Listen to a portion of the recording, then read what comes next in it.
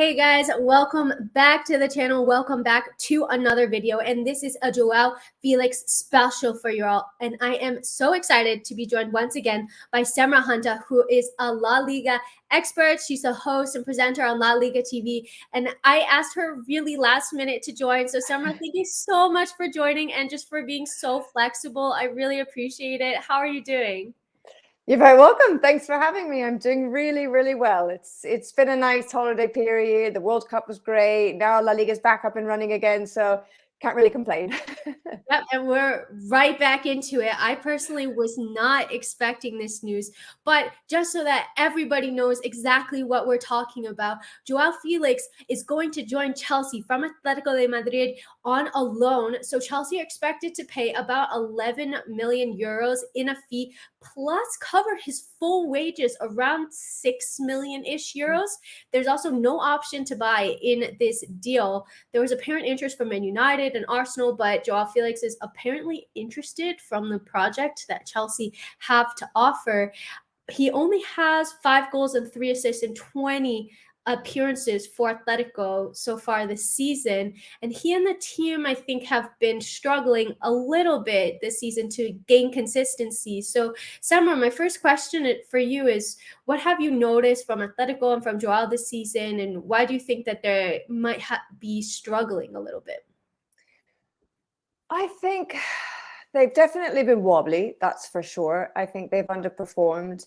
And in some ways, I think the case of João Félix is almost a symptom of a wider problem for Simeone and for Atletico Madrid. And part of it has to do with, well, what to do with João Félix.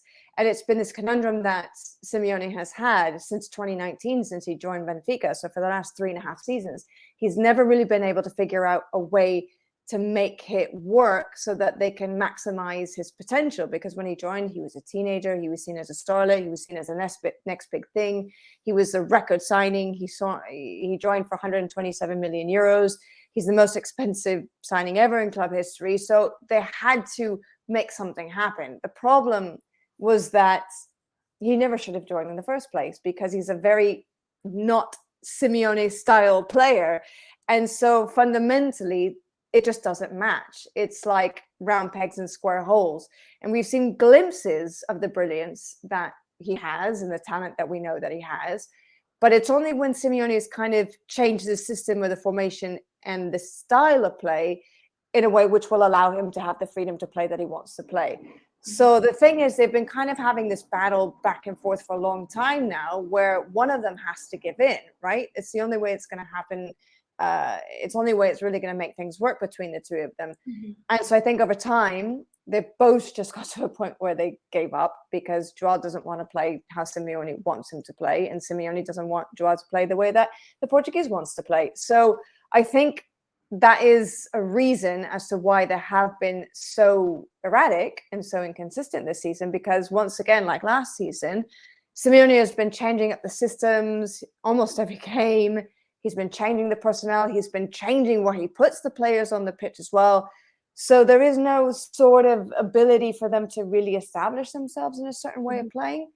And so, again, I think it's lent itself to a little bit of confusion. I think part of it had to do with the lead up to the World Cup, which I think affected a lot of different clubs across Europe. A lot of players were thinking about what would happen in November, December, whenever they were off with their national teams. There have been injuries to contend with as well.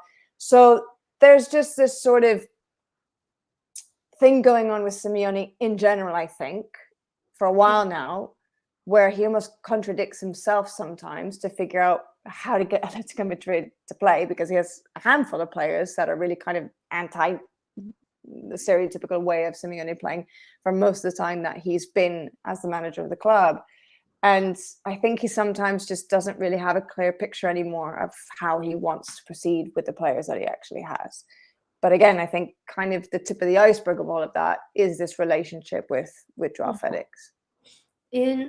Do you know what would maybe be the best position for him, or the best formation to kind of see the best of João Félix and make him reach his potential? So whenever he joined from Benfica, I think when he was playing in Portugal, he was playing mostly on the right side and he would come in. But really, he's like a 10. He's a creative playmaker, and he likes to really position himself in between the lines. He likes to receive the ball, turn around, go direct towards goal as quickly as he can. He carries the ball exceptionally well. He can play some pinpoint passes, especially in tight spaces sometimes. He likes to play through the middle, even though he can also start at wide and come inside. And that's something that he's actually been doing this season for both club and country. He's been playing out on the left-hand side and then kind of drifting inwards. And what he really likes to do is play off of a striker. He likes to be the second striker. He doesn't like to be the main number 9. He's not a 9. He's not the main target man. That's not how he operates. He likes to have mobility. He likes to have freedom. He likes to drop back. And so I think that that's one of the reasons why it really just hasn't worked for him, largely because Simeone likes to play with 2 banks of 4, very defensive, and then 2 up top. So he would play a lot of the time alongside Morata, for example. And that's not really where he likes to be. And so I think systems where it could work for him would be, for example, a 4-4-2 in diamond where he can play in the hole, or you could have a 4-2-3-1, same kind of thing where he can play as a second striker, or a 4-4-1-1 if that is also a possibility, where he can be the link up between, let's say, that second line, the midfield line, as well as the striker. So I think anywhere where he can kind of have the mobility to be more in central areas, then I think that's where he's happiest. He can, like I say, start wide and then come inside. But I think in the case of Chelsea, a 4-3-3 is going to be very difficult for him to find a place, because you already have Mason Mount there. And I don't see him being benched for João Felix, quite frankly. So maybe even a 3-5-2 could be an option as well. But I don't know if Potter is going to be willing to change his system and his style of play. And I think when he was at Brighton, he actually didn't even really play with a striker either. So I suppose it's no real surprise that he hasn't kind of found one that really works for Chelsea as of yet. But he could play off of Kai Havertz, for example, as the second man. So there are options to utilize João Félix. It's just whether Potter's going to be willing to, let's say, experiment, for lack of better words.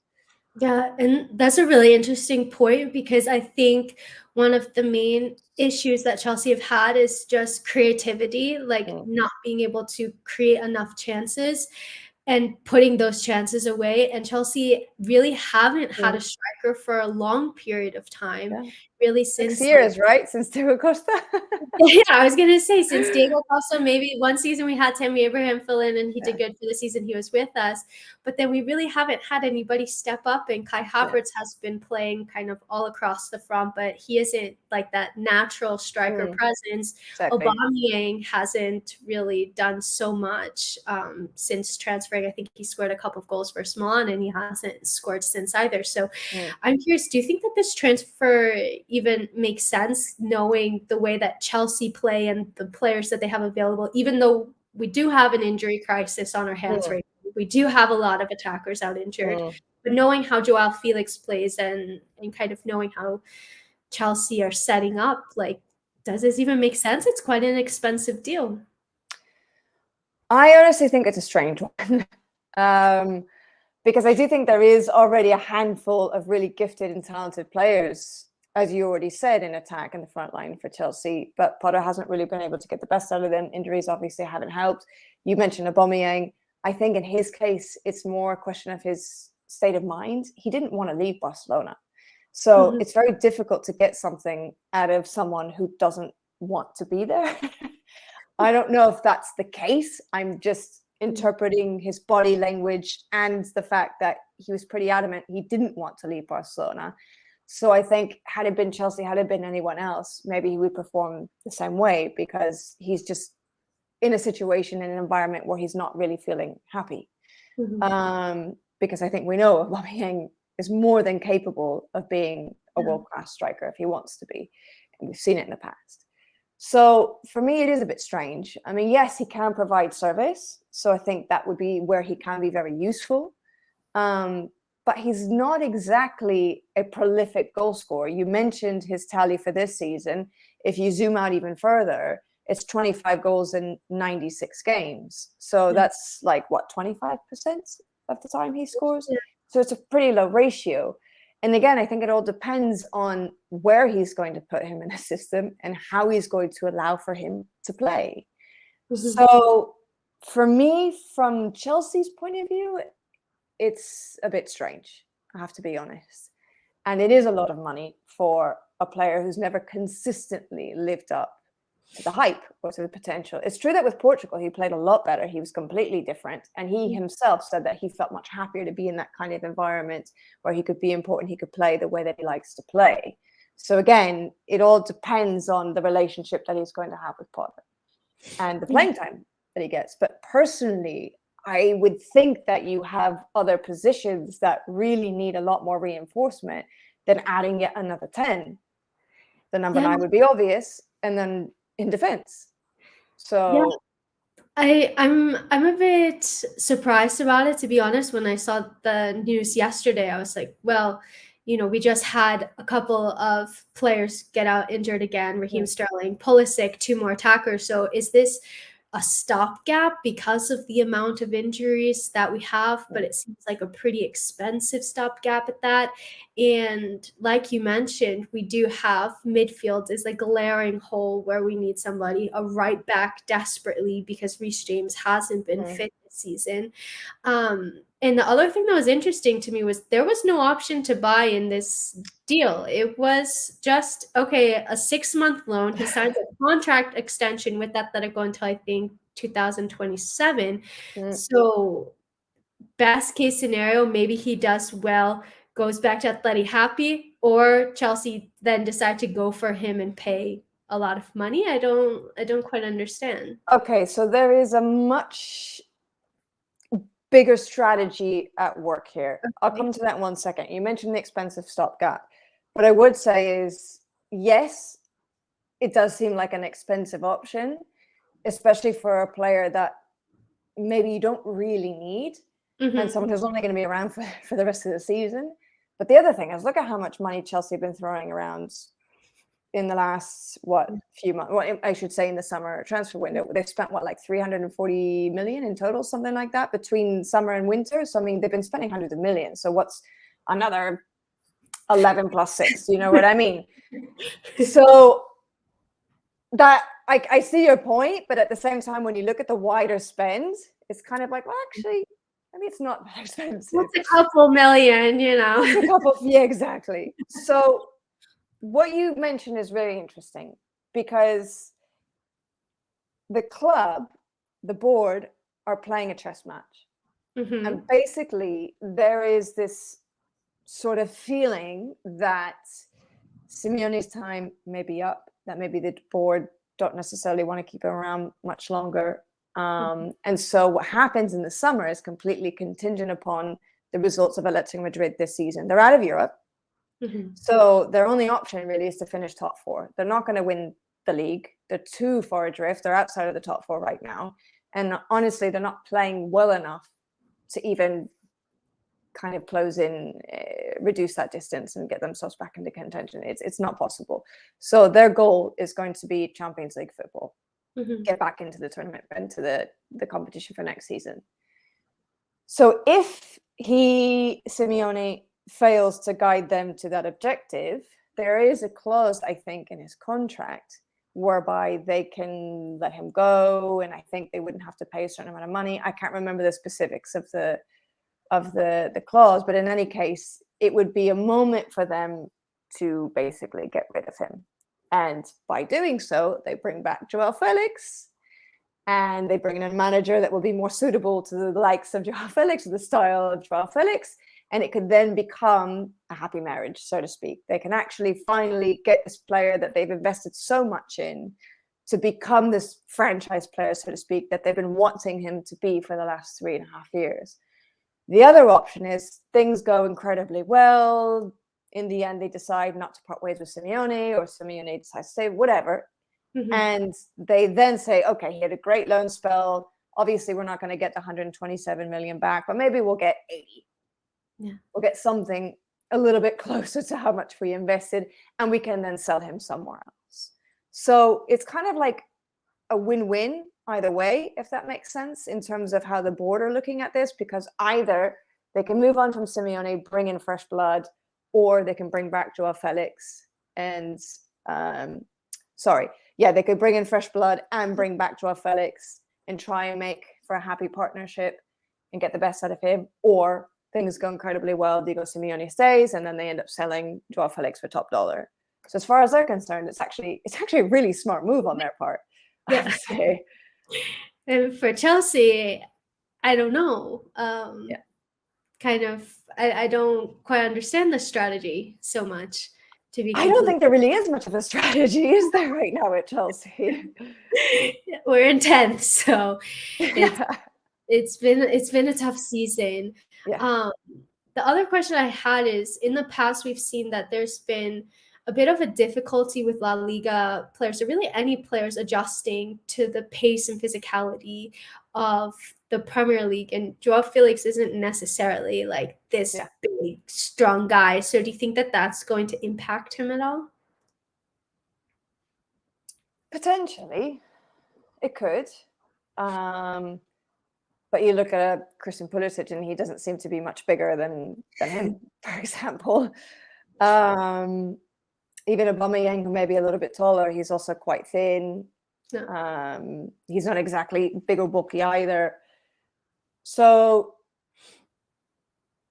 I think, of course, it could be a possibility. There's no question about that. He may not be used to the pace and the power and the strength of the Premier League, but maybe he gets into the gym. Maybe they start getting him kind of more prepared for that kind of football. And again, I think it all just depends on how he can play, how they want him to play, and how Chelsea utilize, or how Potter specifically utilizes him. But yeah, I mean, he's more of a technical player. So yeah, we'll see. We'll see. It could be exactly what Chelsea need. Who knows? But yeah, could be. One last question for you, Semra. If you had to rate this transfer on like an American scale, let's say, so like A+, A minus, whatever it is, how would you rate this transfer for Chelsea, let's say? Because it seems like it's an A for Atleti either way. Yeah, I would say it's probably going to be an A for Atleti. For Chelsea, I mean, it's so hard to say because we just have no idea how it's going to pan out. Yeah. So I'm going to go on the more optimistic side for your sake. I would like to see it work for him and for the club. I'll give it a B+. I literally had that exact rating in mind, and I was like, see, we're on the same wavelength. We're on the same wavelength. But Semra, thank you so much. Like, this was so incredibly insightful, and I just really, really appreciate you coming on and sharing everything with me and with my subscribers who will watch this video, hopefully. And thank you again for doing this last minute. It means the world. And yeah, I'll give you the floor for any last thoughts, or let anybody know where they can find you. Actually, just came to my mind, something else that João Félix is really good at is making runs in behind. He loves to run into the space whenever there's like an opponent that's playing with a high line. And he's very fast. He's quite pacey as well. So if you get those balls in and he can make those runs in, he's also good in those kinds of situations. So there you go. A little bit of a bonus there to wrap up the chat. Love it. Amazing. Well, hopefully Chelsea can make this work. I'm at least intrigued to see how this goes, but quite excited because I've always been a fan of João Felix. So let's see how it turns out. Thank you all so much for watching. Thank you again, Semra, for coming on. I really appreciate it. Hope you guys have a great rest of your day, evening, whatever time you're watching this, and let me know in the comments how you feel about João Felix to Chelsea. Have a good one. Bye.